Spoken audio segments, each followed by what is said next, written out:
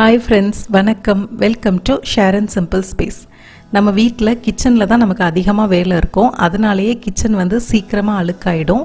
நம்மளோட கிச்சனை எப்போதுமே சுத்தமாக அழகாக வச்சுக்கிறதுக்கு நம்ம டெய்லி கிச்சனில் ஃபாலோ பண்ண வேண்டிய சில ஹேபிட்ஸ் அண்ட் டிப்ஸ் தான் இந்த வீடியோவில் நம்ம பார்க்க போகிறோம்.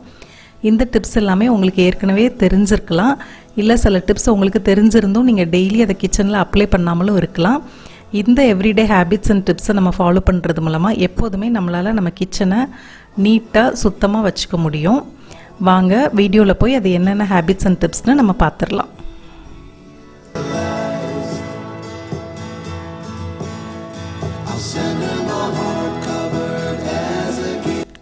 நம்ம கிச்சனில் குக் பண்ணும்போது வெங்காயம், தக்காளி, காய்கறி எல்லாம் கட் பண்ணுவோம். அப்புறமா அந்த கையோடே ஷெல்ஃபில் இருந்து நம்ம ஸ்பைஸ் பாக்ஸ் எல்லாம் எடுப்போம். இது மாதிரி நம்ம ஃப்ரீக்வெண்ட்டாக ஸ்பைஸ் பாக்ஸஸ்லாம் எடுக்கிறதுனால அந்த பாக்ஸ் எல்லாமே சீக்கிரமாக அழுக்காயிடும். அதனால் எப்போவுமே நம்ம வேலை செஞ்சுக்கிட்டு இருக்கும்போது இடையில ஸ்பைஸ் பாக்ஸை எடுத்தோம் அப்படின்னா உடனே மறுபடியும் ஷெல்ஃபில் நம்ம வைக்கக்கூடாது. வைக்காமல் அப்படியே கவுண்டர் டாப்லேயே வச்சுருங்க. நம்ம கிச்சனில் வேலையெல்லாம் முடித்ததுக்கப்புறமா நம்ம கவுண்டர் டாப் எல்லாத்தையுமே க்ளீன் பண்ணுவோம். அப்படி க்ளீன் பண்ணும்போது நம்ம அன்னைக்கு எடுத்த ஸ்பைஸ் பாக்ஸ் மட்டும் வெளியில் இருக்கும். அதை மட்டும் நம்ம லேஸாக ஒரு டவல் வச்சு வைப் பண்ணிவிட்டு அதுக்கப்புறமா நம்ம ஷெல்ஃபில் வச்சோம் அப்படின்னா ஸ்பைஸ் பாக்ஸ் எல்லாமே சீக்கிரமாக அழுக்காகாது. நம்மளோட ஸ்பைஸ் கேபினட்டும் எப்பவும் பார்க்குறதுக்கு புதுசு மாதிரியே அழகாக இருக்கும்.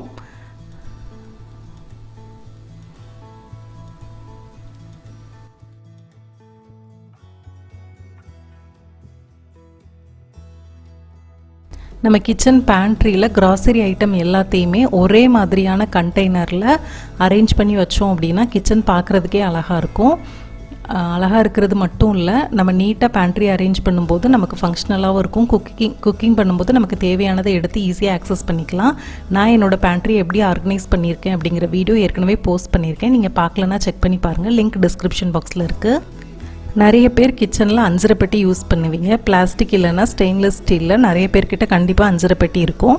இது மாதிரி இந்த அஞ்சரை பெட்டியில் நம்ம மசாலாஸ் எல்லாம் ஸ்டோர் பண்ணி வைக்கும்போது ஒரு 2 வீக்ஸ்க்குள்ளே நம்ம ரெகுலராக அதை யூஸ் பண்ணுறதுனால அந்த பாக்ஸ்லேருந்து ஸ்பில் ஆகி கீழே வந்து சீக்கிரம் அழுக்கு சேர்ந்துடும். இது மாதிரி எல்லாமே கொட்டி அழுக்காயிடும். பிளாஸ்டிக் பாக்ஸ்னால் இன்னும் மசாலாவோட ஸ்டெயின்ஸ் எல்லாம் கூட அதில் படிஞ்சிரும். ஸோ அதுக்கு நம்ம என்ன பண்ணலாம் அப்படின்னா, ஏதாவது ஒரு கிச்சன் டவலை வந்து கீழே போட்டுட்டு அதுக்கப்புறமா மேலே உள்ள பாக்ஸை அரேஞ்ச் பண்ணலாம். கிச்சன் டிஷ்யூ இல்லைன்னாலும் நம்மளோட நியூஸ் பேப்பரை நம்ம கீழே வந்து விரிச்சிட்டு அதுக்கப்புறமா நம்மளோட ஸ்பைஸ் பாக்ஸ் எல்லாம் மேலே அரேஞ்ச் பண்ணலாம்.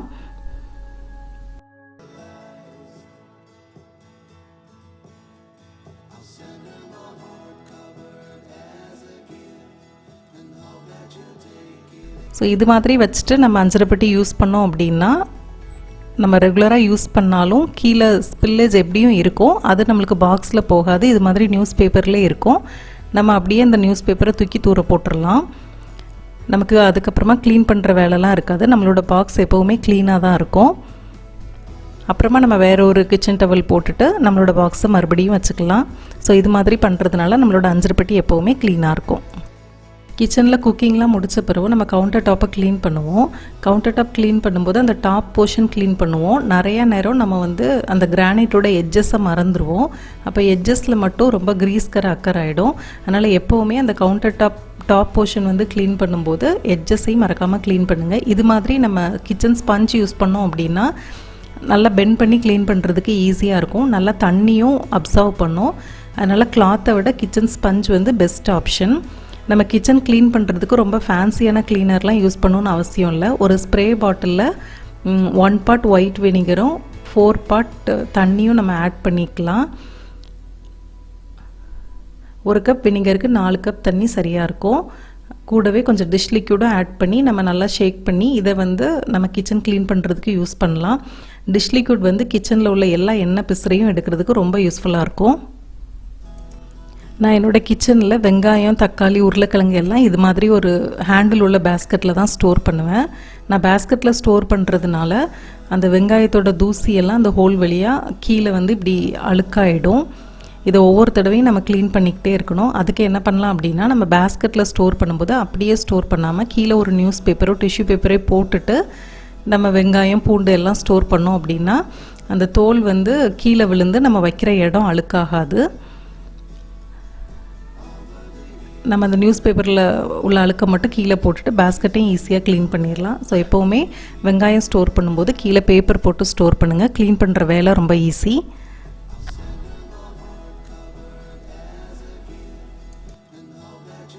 கிச்சன் க்ளீன் பண்ணுறதுக்கு எப்போவுமே இது மாதிரி ஒரு ப்ரஷ் வந்து கிச்சனில் வச்சுக்கோங்க.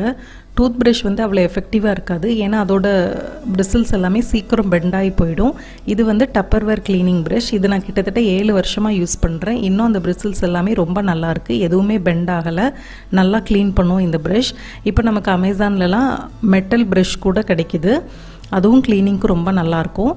நம்ம கிச்சன்லலாம் குக்கர்லாம் ஸ்க்ரப்பர் வச்சு க்ளீன் பண்ணுவோம், ஆனால் அந்த நாப் இருக்கிற இடத்துலலாம் ஸ்க்ரப்பர் போகாது. குக்கரோட வெயிட்டு க்ளீன் பண்ணுறதுக்கெல்லாம் இது மாதிரி சின்ன ப்ரஷ் இருந்தால் தான் உள்ள இடுக்கிலலாம் நம்மளால் நல்லா க்ளீன் பண்ண முடியும். அதே மாதிரி வாட்டர் பாட்டில்ஸ்லேயும் அப்படி தான், அந்த கேப்பில் உள்ள எல்லாம் நல்லா க்ளீன் பண்ணுறதுக்கு ஸ்க்ரப்பர் மட்டும் போதாது, கண்டிப்பாக இது மாதிரி ஒரு ப்ரஷ் வந்து ரொம்ப அவசியம். அதே மாதிரி இந்த ப்ரஷ் வச்சு நம்ம ஸ்டவ்வோட பர்னர் க்ளீன் பண்ணிக்கலாம், டீ ஸ்ட்ரெயினர் க்ளீன் பண்ணிக்கலாம். கிச்சனில் பாத்திரம்லாம் நம்ம நல்லா ட்ரை ஆன பிறகு தான் கேபினெட்டில் எல்லாத்தையும் எடுத்து வைப்போம். நம்ம ட்ரை ஆன பிறகு எடுத்து வச்சாலும் ஒரு டவல் வச்சு அந்த பாத்திரத்தை நல்லா வைப் பண்ணிவிட்டு எடுத்து வச்சோம் அப்படின்னா அந்த பாத்திரத்தில் இருக்கிற வாட்டர் ஸ்டெயின்ஸ் எல்லாமே கம்ப்ளீட்டாக ரிமூவ் ஆகி நம்மளோட ஸ்டெயின்லெஸ் ஸ்டீல் பாத்திரம் எல்லாமே பார்க்குறதுக்கு பளபளன்னு இருக்கும். கிச்சனில் எப்படி நம்ம கவனமாக வேலை பார்த்தாலும் கண்டிப்பாக அப்பப்போ ஏதாவது சிந்திரும். இது மாதிரி சிந்தினதை க்ளீன் பண்ணுறதுக்கு நம்ம ஒவ்வொரு தடவையும் பேப்பர் டவல்லாம் யூஸ் பண்ணோம் அப்படின்னா காசு தான் வேஸ்ட்டு. நிறைய பேப்பர் டவல்ஸ் வாங்குற மாதிரி இருக்கும். அதுக்கு பதிலாக இது மாதிரி வேஸ்ட்டு கிளாத் ஏதாவது இருந்துச்சு அப்படின்னா அந்த கிளாத்தை சின்ன சின்ன பீஸாக கட் பண்ணி ஒரு பாக்ஸில் போட்டு நம்ம கிச்சன்லேயே வச்சிடலாம். எப்போல்லாம் எண்ணெய் ஏதாவது கிச்சனில் கொட்டிச்சு அப்படின்னா நம்ம உடனே இந்த பாக்ஸில் இருந்து ஒரே ஒரு பீஸை மட்டும் எடுத்து நம்ம க்ளீன் பண்ணிக்கலாம்.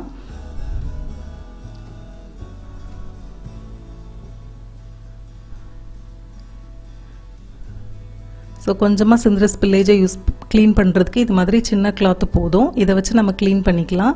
அப்புறமா இந்த கிளாத்தை நம்ம க்ளீன் பண்ணி மறுபடியும் யூஸ் பண்ணாலும் பண்ணிக்கலாம், இல்லை தேவையில்லாத துணி அப்படின்னா தூக்கியும் போட்டுடலாம். பேப்பர் டவல் வந்து நம்ம ஒவ்வொரு தடவையும் யூஸ் பண்ணுறது மணியும் வேஸ்ட்டு தான், என்விரான்மெண்ட் ஃப்ரெண்ட்லியும் கிடையாது. இது ஒரு பெஸ்ட் ஆப்ஷனாக இருக்கும். நம்ம கிச்சனில் இது மாதிரி சாஸ்பனில் பால் காய்க்கும்போது இல்லைன்னா ஹேண்டில் நீளமாக இருக்கிற ஏதாவது பாத்திரத்தில் குக் பண்ணும்போது நம்ம ஹேண்டில் இது மாதிரி நமக்கு நேராக இருக்கும்போது சில டைம் நம்ம அதை தட்டி விடுறதுக்கு வாய்ப்பு இருக்குது. அதனால் இது மாதிரி லாங் ஹேண்டில் இருக்கிற பாத்திரத்தை வந்து அந்த ஹேண்டில் கொஞ்சம் பின்னாடி திருப்பி நம்ம வச்சு குக் பண்ணோம் அப்படின்னா இது வந்து நம்ம கீழே தட்டி விடுறதுக்கு வாய்ப்பு இல்லை. அதனால் எப்போவுமே ஹேண்டில் லாங்காக இருந்தால் அந்த பக்கமாக திருப்பி வச்சு குக் பண்ணுங்கள். நம்ம சப்பாத்தி செய்யும்போது மாவு வந்து தொட்டு தொட்டு நம்ம தேய்க்கும்போது நம்ம வேலை செஞ்சு முடிக்கும்போது அந்த கவுண்டர் டாப் ஃபுல்லாக நல்லா மாவாயிடும். இதை அவாய்ட் பண்ணுறதுக்கு நம்ம என்ன பண்ணலாம் அப்படின்னா ஒவ்வொரு தடவையும் சப்பாத்தி தேய்க்கும்போது அந்த ரோலிங் பின்னுக்கு கீழே வந்து ஒரு கிச்சன் டவல் வந்து நீங்கள் போட்டு விட்டுறலாம். அப்போ நம்ம எக்ஸ்ட்ரா இருக்கிற மாவு எல்லாமே அந்த டவலில் வந்து கலெக்ட் ஆயிரும். நம்மளோட கவுண்டர் டாப்பில் எந்த அழுக்கும் ஆகாது. நம்ம டவலில் இருக்கிற மாவு மட்டும் கீழே கொட்டிட்டா போதும். கவுண்டர் டாப் நமக்கு எப்போவுமே க்ளீனாக இருக்கும். இந்த வீடியோவில் நான் 10 டிப்ஸ் ஷேர் பண்ணியிருக்கேன். இது மாதிரி நான் ஏற்கனவே ஒரு 16 ஹேபிட்ஸ் அண்ட் டிப்ஸ் வந்து முன்னாடி ஒரு வீடியோ போட்டிருக்கேன். அந்த வீடியோ நீங்கள் பார்க்கல அப்படின்னா அதோட லிங்க் வந்து நான் டிஸ்கிரிப்ஷனில் கொடுத்துருக்கேன். அந்த டிப்ஸ் எல்லாமே நம்ம டெய்லி கிச்சனில் ஃபாலோ பண்ணும்போது இன்னும் நம்ம கிச்சன் எப்போதுமே சுத்தமாக அழகாக இருக்கும். நீங்கள் பார்க்கலன்னா இந்த வீடியோ பாருங்கள். உங்களுக்கு இந்த வீடியோ யூஸ்ஃபுல்லாக இருந்திருக்கும்னு நம்புகிறேன். உங்களுக்கு இந்த வீடியோ பிடிச்சிருந்துச்சுன்னா ஷேர் அண்ட் சிம்பிள் ஸ்பேஸ்க்கு சப்ஸ்கிரைப் பண்ணுங்கள். கூடவே அந்த பெல் ஐக்கனையும் கிளிக் பண்ணிக்கோங்க. அப்போ தான் நான் வீடியோ அப்லோட் பண்ணும்போது உங்களுக்கு நோட்டிஃபிகேஷன் வரும். தேங்க்யூ ஸோ மச் ஃபார் வாட்சிங். I will see you in my next video. Bye bye.